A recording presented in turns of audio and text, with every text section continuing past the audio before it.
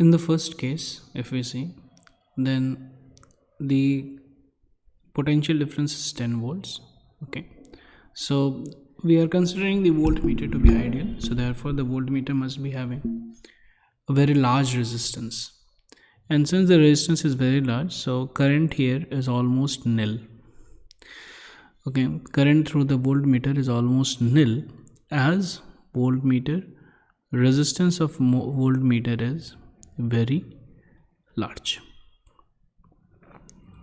So therefore, what is the current through it? It's going to be 10 volts divided by 10 ohms, which is 1 ampere, and the potential difference across is, because 1 ampere is passing through, so 1 ampere into 10, which is also the potential difference becomes 1 ampere into 10, which is 10 volts.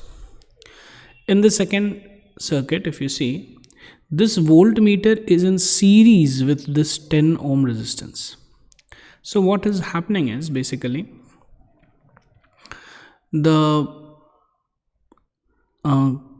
current which will pass through the voltmeter and the 10 ohm, that will be almost negligible. Okay, almost nil, because it's like huge resistance. Okay, so therefore the entire current will pass through 10 ohm only, and again the current will be 1 ampere, and here also the current is going to be 1 ampere only.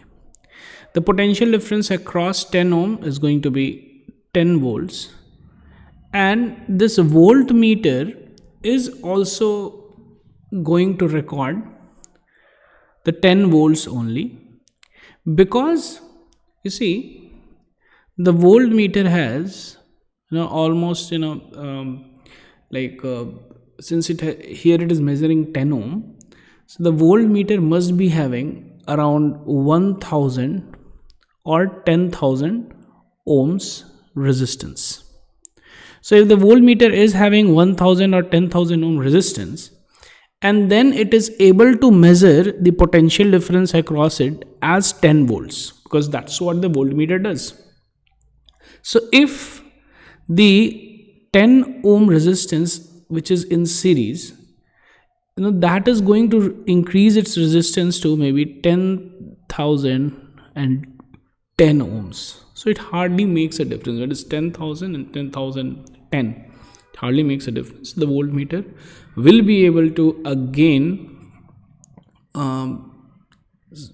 get the potential difference as same. Okay. So therefore V1 will be equal to V2 and I1 will be equal to I2. So therefore the answer is going to be C.